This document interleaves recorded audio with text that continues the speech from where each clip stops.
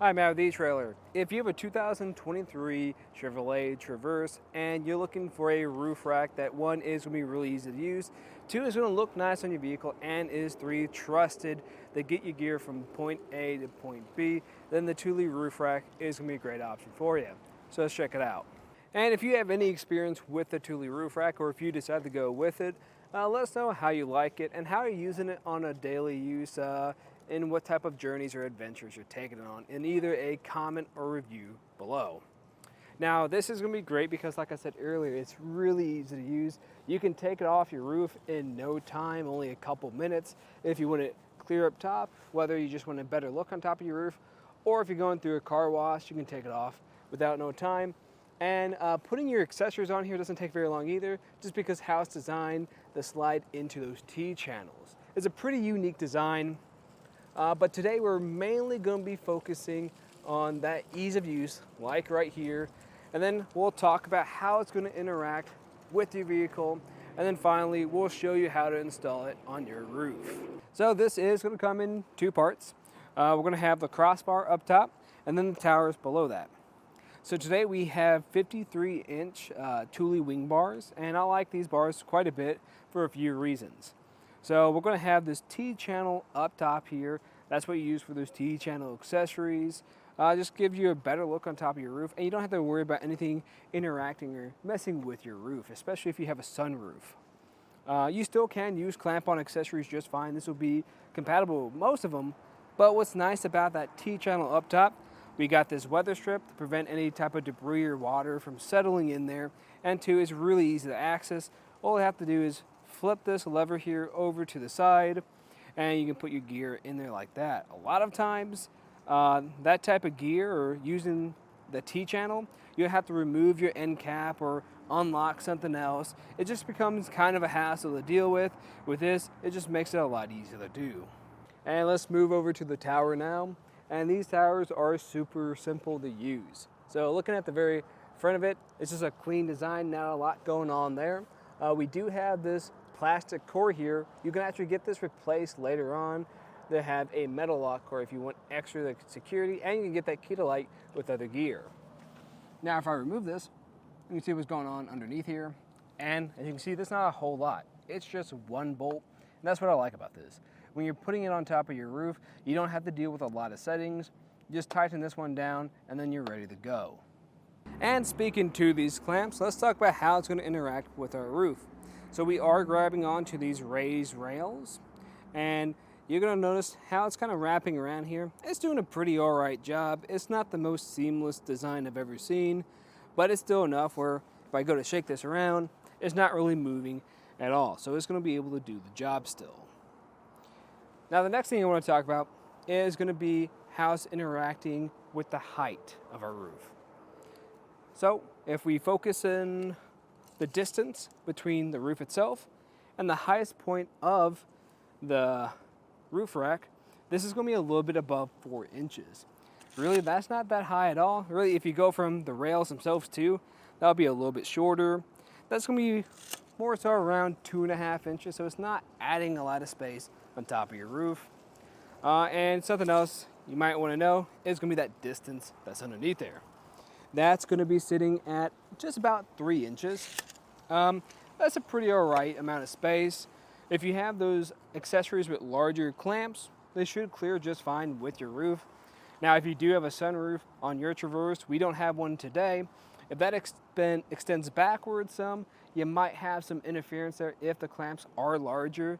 Most cases you should be fine, but if that is the case, you can use those T-channel accessories to avoid that. And as far as what you can put on top of this roof rack, you're going to have a lot of options, because one of the most important things to think about is going to be that crossbar spread. The reason why I say you can fit a lot up here is because we have that raised roof today. And with a raised roof, you can really change where these are sitting. They're very changeable, and that's what I like about a raised roof option. Now, if you have a different type of roof on your Traverse, more of a naked or a flush option, where you won't be able to sit your hand underneath that rail, then you're going to have to find a different roof rack for your adventures. And when it comes to weight capacities, this can carry quite a bit. And really what's going to be your limiting factor is going to be the roof itself. I'd recommend just checking that in your owner's manual and then going from the lowest rated component. Now, in my opinion, I think this is going to be probably one of my top choices for the Traverse.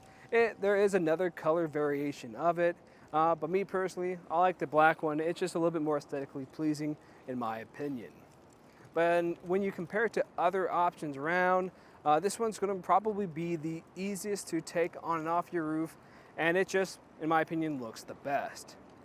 Now, if you are curious about that installation, just stay tuned and we'll walk you through it. To start off the installation, we don't really need much. The main thing you're going to need is going to be a tape measure.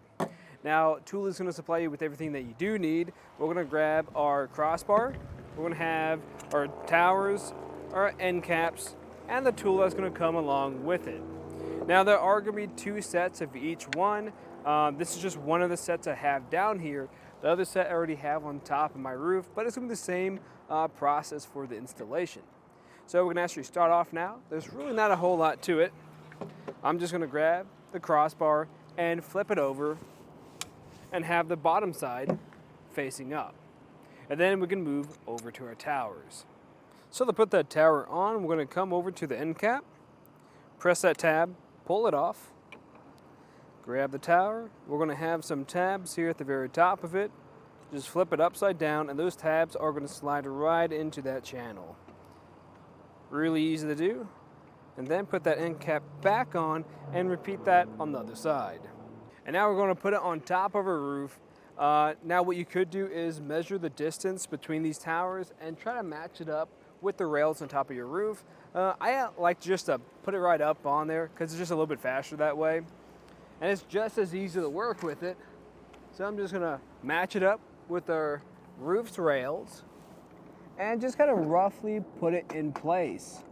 They'll kind of just drop right down, and then afterwards we can get a few measurements to make sure everything's squared.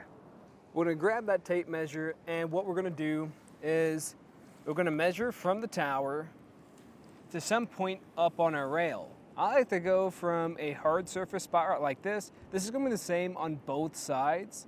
So I'm going to just use that crevice there, get that measurement, and then just check it on the other side and make sure it's the same, so it is even. Then we're going to come over and get our overhang. Go from the beginning of the tower to the end of that crossbar and just check the other side, make sure it's the same. And then the last thing you're going to do is if you have the other crossbar up on your roof, then we can check our spread. So I'm just going to measure the end of one to the end of another. And I'm just going to make sure that's going to be a spread that's going to be able to work with my gear. And if it is, then I can finally start tightening this down. To do that, we're going to grab our tool that comes with your kit. We're going to find that bolt at the very end of your tower, and we're going to tighten it down enough where we just have a little bit of resistance. The reason why I'm not going to tighten it down more than that is because I want an even fit. And what can happen is if you tighten it too much on one side, it's going to pull and you're going to get an uneven fit for your roof. So you're just going to go back and forth until you have this fully tightened down. And the way you're going to be able to tell if this is tightened down all the way is when you're tightening this, you're going to find there's a lot of resistance, but you should hear a click. Just like that. After it just goes off a couple of times, then we can put on our end cap and just make sure you do that on all sides. This is a good point to just give it a good shake test, make sure nothing's moving and it's fully secured down. But that'll pretty much do it for our look at the installation and some of the features of the Thule Roof Rack on top of our 2023 Chevrolet Traverse. I'm Matt, thanks for watching.